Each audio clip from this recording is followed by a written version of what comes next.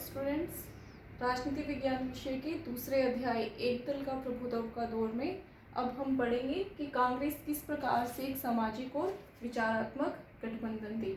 इसके पहले हम पढ़ चुके हैं कि जो कांग्रेस का प्रभुत्व था वो विश्व के दूसरे देशों से किस प्रकार से अलग था, यानी कि जो विश्व के दूसरे देश जिन्होंने लोकतंत्र को ताक पे रख के वहाँ पर जिन राजनीतिक पार्टियों ने अपनी तानाशाही कायम रखी उससे किस प्रकार से जो भारत में कांग्रेस का प्रभुत्व अलग था। भारत में हमने डिस्कस किया कि जो कांग्रेस का प्रभुत्व था वो लोकतांत्रिक था और स्वतंत्र और निष्पक्ष चुनावों पर आधारित था। तो अब हम देखेंगे कि कांग्रेस किस प्रकार से एक सामाजिक और विचारात्मक गठबंधन के रूप में सामने आई। इसके गठबंधन की ये जो प्रवृत्ति है ये इसका प्रभुत्व कायम करने में सबसे महत्वपूर्ण कारक सिद्ध हुई है। तो आइए पढ़ते हैं हम कि कांग्रेस किस प्रकार से एक सामाजिक गठबंधन थी। तो जो कांग्रेस पार्टी है इसने आज़ादी के समय कुछ आंदोलन चलाए थे, जैसे स्वीन्या अवज्ञा आंदोलन, असहयोग आंदोलन। तो इन आंदोलनों के कारण कांग्रेस पार्टी के जनाधार में बहुत ज़्यादा वृद्धि हुई, यानी कि बहुत ज़्यादा संख्या में जो आम लोग हैं वो कांग्रेस पार्टी के साथ जुड़े।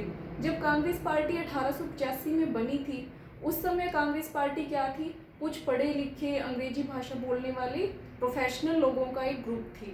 लेकिन इन आंदोलनों के बाद ये देखने में आया कि इसमें आम लोग भी जुड़े और इसने जो परस्पर विरोधी समूह थे, जैसे कि समाज में हम देखते हैं कि एक जो समूह है उसके हित दूसरे समूह से अलग हैं, तो इसने इस तरीके के जो विरोधी समूह थे उन लोगों को भी इन आंदोलनों के बाद जोड़ दिया, उनको एक मंच पर लाकर खड़ा कर दिया। कौन कौन से विरोधी समूह थे, जैसे कि किसान और उद्योगपति, ग्रामीण व शहरी, मध्य निम्न और उच्च वर्ग हमारे समाज में, जैसे कि आर्थिक स्थिति के आधार पे हमने समाज को विभाजित किया हुआ है, मध्य वर्ग, निम्न वर्ग और उच्च वर्ग, मजदूर व मालिक, उच्च और निम्न जाति, यानी कि सभी जो जातियों के लोग थे वो अब कांग्रेस से जुड़े। पहले इसमें केवल जो ब्राह्मणवादी लोग थे, उच्च वर्ग के लोग थे, वही इसमें शामिल थे। तो इन आंदोलनों के बाद इसका सामाजिक आधार इतना ज़्यादा व्यापक हुआ कि इसमें जो सभी विरोधी समूह थे वो भी एक मंच पर हमें खड़े दिखाई दे रहे थे। और इससे कांग्रेस के जो समर्थक थे उनकी संख्या तो बड़ी थी कि इसमें जो सभी ग्रामीण शहरी लोग शामिल हो रहे थे, समर्थकों की संख्या बढ़ने के साथ साथ जो कांग्रेस का नेतृत्व है वो भी विस्तृत हुआ। पहले जैसे इसमें केवल पढ़े लिखे ऊंची जाति के नौकरी पेशा लोग नेतृत्व कर रहे थे, लेकिन अब उच्च जाति और वर्ग के साथ साथ इसमें ग्रामीण और कृषक वर्ग का नेतृत्व भी उभर कर सामने आया, यानी कि उन लोगों ने भी कांग्रेस पार्टी के नेतृत्व में बढ़ चढ़कर भूमिका निभाई। तो आज़ादी तक जो कांग्रेस पार्टी है उसका सामाजिक जो स्वरूप है वो इतना ज़्यादा विस्तृत हो चुका था कि ये हमें एक सतरंगी सामाजिक गठबंधन के रूप में दिखाई दे रही थी। इसमें सभी वर्गों के, जातियों के, भाषा और धर्मों के लोग शामिल थे और इन सारी विविधताओं को कांग्रेस पार्टी हमें दर्शा रही थी। तो इस प्रकार कांग्रेस पार्टी क्या थी, एक सामाजिक गठबंधन थी। अब हम पढ़ेंगे कि कांग्रेस पार्टी किस प्रकार से विचारात्मक गठबंधन थी, आइडियोलॉजिकल कोalition थी ये, किस प्रकार से इसमें अलग अलग आइडियोलॉजीज या विचारधाराएं शामिल थी। तो कांग्रेस में काफ़ी सारे समूह थे अलग अलग विचारधाराओं को मानने वाले। तो उनमें से कुछ समूहों ने क्या किया, धीरे धीरे करके जो अपनी पहचान थी, अपनी आइडेंटिटी, अपनी विचारधारा उन्होंने कांग्रेस की विचारधारा के साथ एकीकृत कर ली, इंटीग्रेट कर ली, उन्होंने अपने आप को कांग्रेस में ही मिला दिया। लेकिन कुछ समूह क्या थे, उन्होंने अपनी विचारधारा को पकड़े रखा लेकिन वो कांग्रेस में भी बने रहे, क्योंकि उनके लिए क्या इजी काम था कि वो विपक्ष में बैठते, उसके बजाय वो कांग्रेस में ही बने रहकर अपनी विचारधारा को लागू करवाने का प्रयास करते थे। तो कुछ समूह कैसे थे कि उनकी विचारधारा के साथ उन्होंने अपने आप को कांग्रेस पार्टी में ही बनाए रखा, और कांग्रेस पार्टी इतनी ज़्यादा फ्लेक्सिबल थी कि इसमें सभी के लिए जो अपने द्वार खोल रखे थे कि कोई भी विचारधारा के लोग, चाहे क्रांतिकारी है, शांतिवादी, गर्मपंथी, नरमपंथी, दक्षिणपंथी, वामपंथी, हर प्रकार की विचारधारा के लोगों के लिए कांग्रेस ने अपने द्वार खोल रखे थे कि आप आकर हमारी पार्टी में शामिल हो सकते हैं। तो कांग्रेस एक कट्टर पार्टी नहीं थी, इसने सभी प्रकार की विचारधाराओं को अपने अंदर शामिल कर रखा था। तो इन सब के लिए कांग्रेस में एंट्री खुली थी।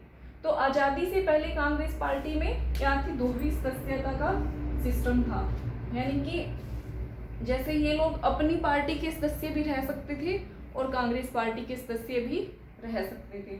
और इन पार्टियों का क्या था, अपने अपने संविधान थे और अपना अलग से संगठन था, लेकिन ये कांग्रेस के साथ भी जुड़े हुए थे। लेकिन आज़ादी के बाद 1948 में फिर कांग्रेस ने अपनी पार्टी के संविधान में संशोधन किया।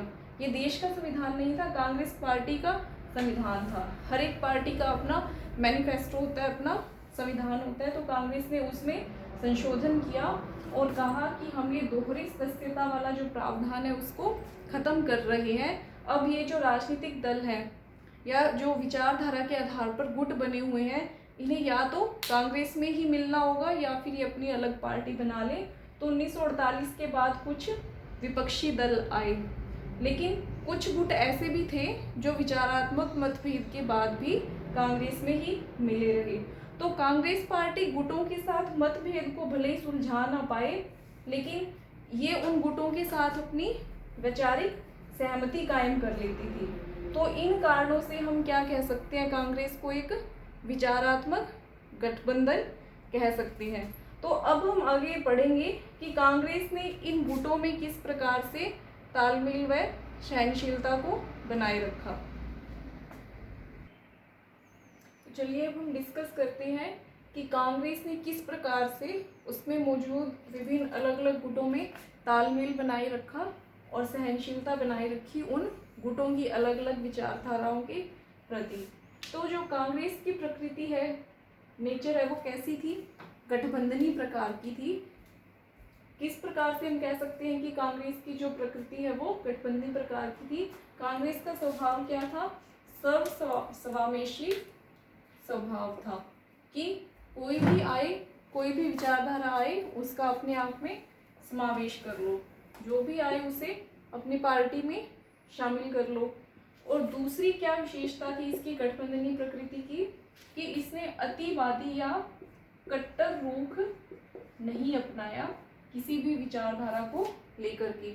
ऐसा क्यों किया, ताकि किसी भी दूसरी विचारधारा के दल के साथ सुलह या समझौता करने में कोई समस्या ना आए, यानी कि इसने अपनी विचारधारा में लचीलापन बनाए रखा।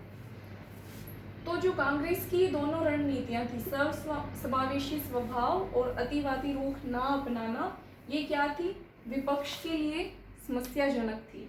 इसने किस प्रकार से समस्या पैदा की विपक्ष के लिए, कि विपक्ष जो भी बात कहता, जो भी मुद्दा उठाता, उसे कांग्रेस के कार्यक्रम में तुरंत जगह मिल जाती थी। कैसे मिल जाती थी, क्योंकि कांग्रेस में ऑलरेडी बहुत सारे समूह थे, जैसा कि हम पीछे डिस्कस कर चुके हैं कि इसमें गर्मपंथी, नरमपंथी, शांतिवादी, हर प्रकार के दक्षिणपंथी, वामपंथी, सभी विचारधाराओं के समूह इसमें शामिल थे। तो विपक्ष जो भी मुद्दा उठाने का प्रयास करता, तो उसे कांग्रेस की विचारधारा में कहीं ना कहीं जगह मिल जाती थी। और कांग्रेस में जो गुट थे, अगर उनकी आपस में या फिर कांग्रेस पार्टी के साथ किसी बात पर अगर नाराजगी भी होती थी, तो भी वो कांग्रेस में ही बने रहते थे। ये गुट ये रणनीति क्यों अपनाते थे, क्योंकि इनके पास पार्टी को छोड़कर विपक्ष में बैठने की बजाय सत्ता में रहने का ही बेहतर विकल्प मौजूद था। और दूसरा, पार्टी में रहकर ही ये दूसरे गुटों से लड़ने को एक बेहतर विकल्प मानते थे।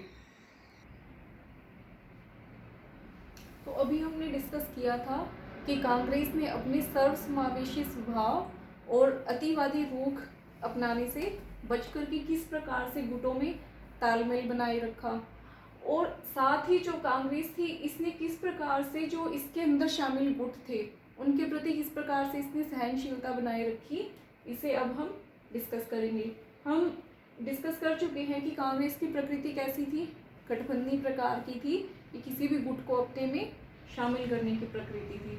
तो कांग्रेस ने किस प्रकार से इन गुटों के प्रति सहनशीलता प्रदर्शित की, क्योंकि इसका स्वभाव ही गठबंधनी था, हर एक गुट को अपने में शामिल करना, अतिवादी या कट्टर रुख ना अपनाना, यानी कि अपनी विचारधारा का तालमेल सामने वाले गुट के साथ कर लेना। अपनी विचारधारा में इसने लचीलापन रखा।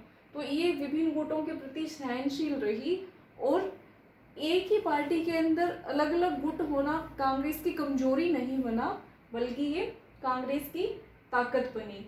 क्योंकि इस वजह से क्या हुआ, क्योंकि कांग्रेस के अंदर ये गुट बने रहे, कोई भी जो मजबूत गुट थे वो जाकर के विपक्ष में शामिल नहीं हुए, क्योंकि कांग्रेस ने अपनी फ्लेक्सिबल नेचर के कारण इनको अपने अंदर ही बनाए रखा।